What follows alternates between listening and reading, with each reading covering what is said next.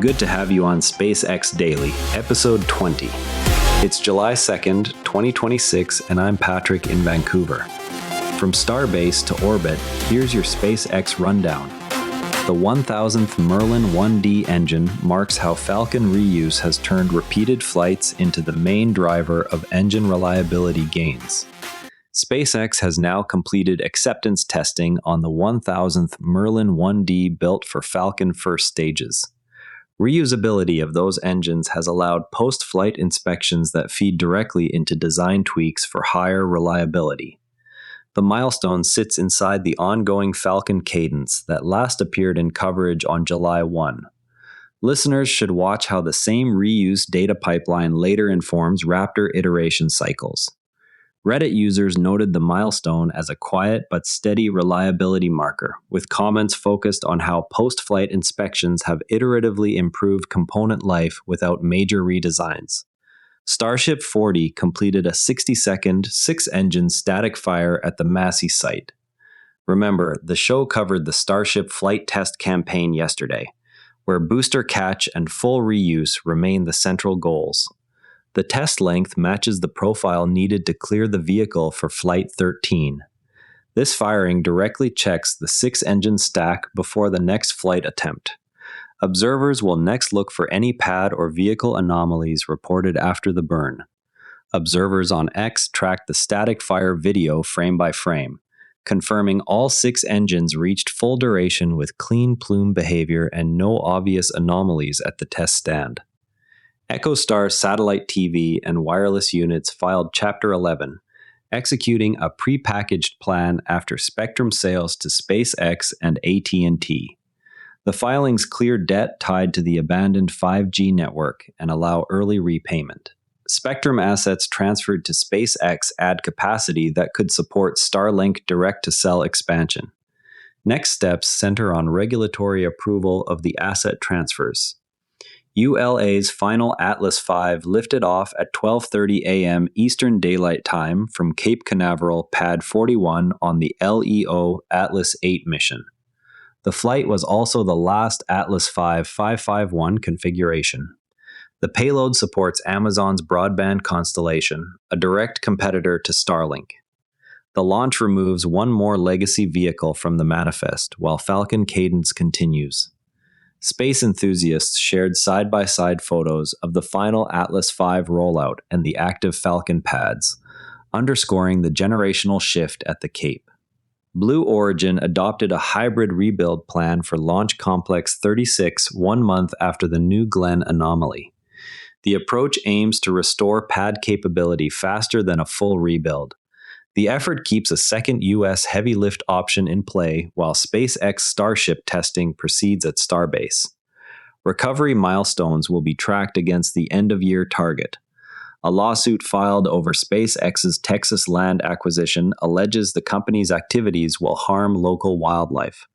The complaint centers on habitat claims near Starbase expansion zones. Any ruling could affect permitting timelines for additional launch infrastructure. Observers await the next court filing for schedule impact. A SpaceX Falcon launch is scheduled to cross skies visible from Phoenix this evening. The trajectory takes the vehicle southeast from Vandenberg, producing a visible plume under clear conditions. This continues the Falcon cadence tracked on July 1, where annual launch rate limits remain the open question.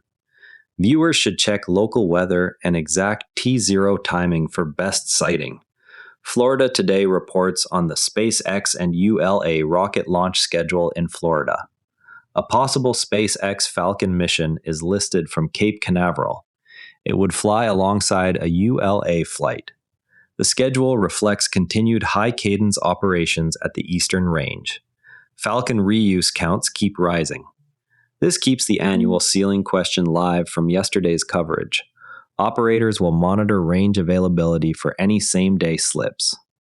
Local Florida spotters posted launch window weather models for the possible Cape Canaveral mission, highlighting a narrow evening window before Independence Day restrictions. Worth keeping an eye on, the lawsuit against SpaceX's Texas land purchase claims the company's expansion will damage local wildlife habitats near Starbase. The complaint seeks to block or modify permits tied to additional launch infrastructure. Resolution hinges on court review of environmental impact data and any required mitigation measures. On the AI front, SpaceX denied a Wall Street Journal report that it had shown an AI handset prototype ahead of the June IPO. The statement clarifies that no such device was presented to investors during pre-IPO discussions. Any future handset work would tie into Starlink direct-to-cell capacity planning already underway. From an engineering standpoint, the 1000th Merlin 1D acceptance test illustrates how reuse converts each flight into a data source that narrows the gap between raw material cost and finished engine price. A new Merlin starts as forgings, machined parts, and turbopump assemblies whose input metals and propellants represent only a small fraction of final unit cost. Each recovered engine returns with measured wear on seals, injectors, and turbines. Those measurements drive targeted material or geometry changes that extend life without wholesale redesign. Over hundreds of flights, the cumulative effect has raised the engine's demonstrated reliability, while the per-flight amortization of the original hardware continues to fall. The same inspection to improvement loop is now being applied to Raptor, where the open question is how quickly flight data can compress the idiot index on the larger, higher thrust engine. And a quick market note, SPCX closed at $157.54, down 0.2%. Before we go, Starship 40's static fire keeps the Flight 13 timeline on track, while Falcon reuse data keeps feeding reliability gains. That's the day at SpaceX. That's a wrap. SPCX is trading at $157.54, down 0.2%. If you're new here, subscribe, and this briefing finds you every day. I'm Patrick in Vancouver. Thanks for being here, and I'll see you tomorrow.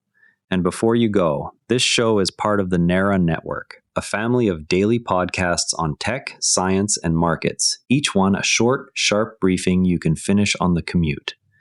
If today earned its place in your feed, here's your next listen.